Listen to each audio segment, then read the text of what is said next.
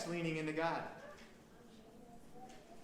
Because God first spoke these words to a guy named Moses. And God says, Moses, I got an invitation that I want you to make. I want you to invite Pharaoh to know that I'm really God. And I'll let my people go. And Moses is like, I can't do this. I'm really scared. I'm a wanted guy back there. And God finally says, Moses, you're right. What you've got there. You go. And I'm going to help you speak. And I'm going to teach you what to say. Well, what if those words weren't just for Moses? Well, what if those words were for us? As we joined Jesus' mission and went out, and then we understood that it was also inviting a friend. If we leaned into God and said, yes, God, go with me. And guys, do you understand that part of leaning into God is praying? What I want you to do right now, and if you want to put that slide up, Diana, is to, if you feel comfortable praying with someone that you're sitting with today, take a moment to do that right now. And say, God, would you give me the words? Or would you give me the courage? Maybe it's even give me the person. If you're not in a place where you feel comfortable yet, just take that little I will give you the words to say page and turn it over and write a little prayer.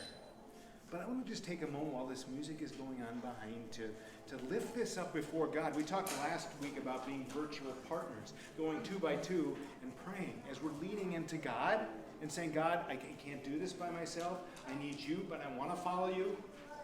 Take just a moment to pray that God gives you the words or the courage or the person or all three. Do it now, and then we'll come back. I'll draw you back together.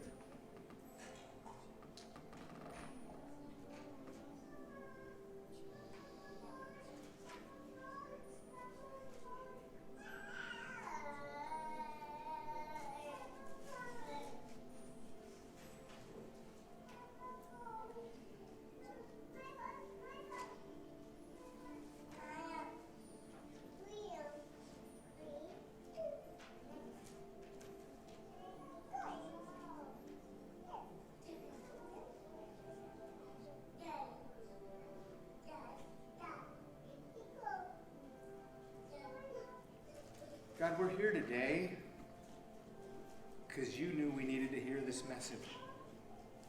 In your spirit, wanted to speak to ours. And put on our hearts, put on my heart, a person to invite and lead me into those conversations. And God, I know I can't do it alone, but you promised, and your word is true. You promised that you will help me speak. You will teach me what to say. You will take me into those places. So I ask you to do that for me and for everybody here.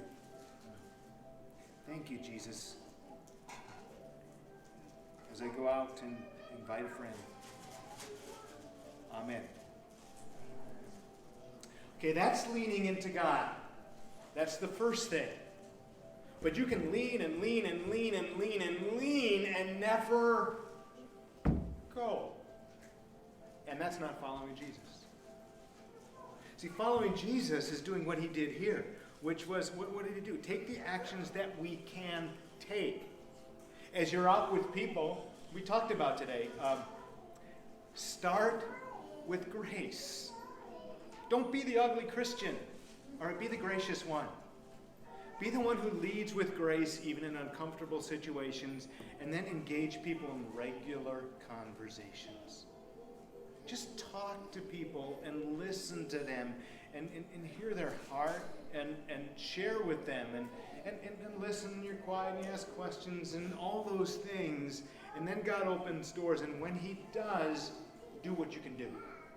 And here's what we can do.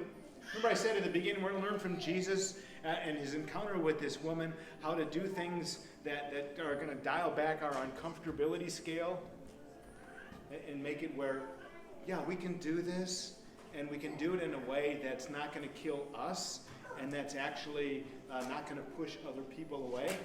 What'd you learn from the woman today? What'd she do? Two things. Only two. 1, 2. Okay? First one, Come and see. Right. It's just saying, I have had an experience and it was a good one and I want to share that with you. I just want you to know what my experience is. Come and see. And then the second thing, or two things, was, is it true? Could it be? This was good for me. I don't know if it could be good for you, but check it out, first thing, and then decide for yourself. That's it. Those two things. If you haven't written them down, do so. And then start to think about, well, who do we invite? Okay. Not the people in here. Okay. Well, no, you can. It's good to invite your friends. Hey, come back next week. Join me. Because we're going to talk next week about committing to joining community. When you follow Jesus, you commit to joining community, and this is a part of it. And so it's really important to invite your friends, hey, come back next week.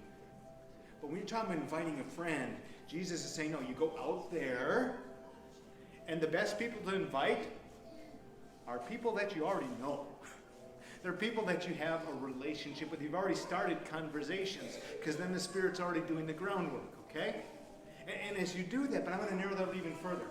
So I want you to ask yourself two questions. Here's the first one. What's my experience with Jesus been? Where has Jesus touched me? Where's Jesus touched me?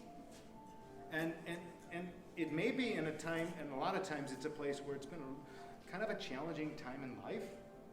And Jesus has touched you and he got you through that. I remember hearing Rick Warren say once that God never wastes a hurt. And he does. He never wants you to undergo that hurt, but he's going to use that. And likely if you're in conversations with people, there's people that might be experiencing stuff that you've already had. A place where Jesus has touched you. Now, it's never the same, so don't say, I know just how you feel, because you don't. But you know what? I've been through something kind of like that. And here's how Jesus helped me. Come and see, right? Here's how Jesus helped me, and then decide for yourself. Here's the second place. One of the places that's most natural to invite people to, because people like to be a little bit anonymous, and you can be a little anonymous in a group setting like church, so you invite them to church. Okay, but if you're going to invite them to church, you got to know, what are you inviting them to? What is your experience with church? Okay? What is your experience with this church, Concordia? What is it that you sense or experience? How do you sense the presence of God? How do you see what this church is doing out there that if you know someone that would resonate with that you share that with? This whole family church thing, which is really unique in church world, I got to tell you. But if it's touched you, that boy, we get to worship together with our family and our 2-year-olds and our infant and our 3-year-old and our 13-year-old, and if that's touched you, again, you share that with somebody else who's got a family like yours. If you've got this sense of God's presence, or, man, I don't know what church was like, but this wasn't it, but it made sense. That's what you share. Because you're just sharing what? From your experience. Saying, hey, come and see, and then check it out for yourself. Share your experience with them. People aren't perfect. They're just authentic, right? There's joy. There's the sense that God's Spirit is here. I don't know, you get so much joy out there you don't need any. Okay, but if you get joy, I found it here. Whatever it is that's resonated with you, share that. By the way, if you're going to share it, you got to live it. Just saying. Then, remember how Jesus had to go to Samaria? Ask yourself with those questions. You remember it wasn't for convenience.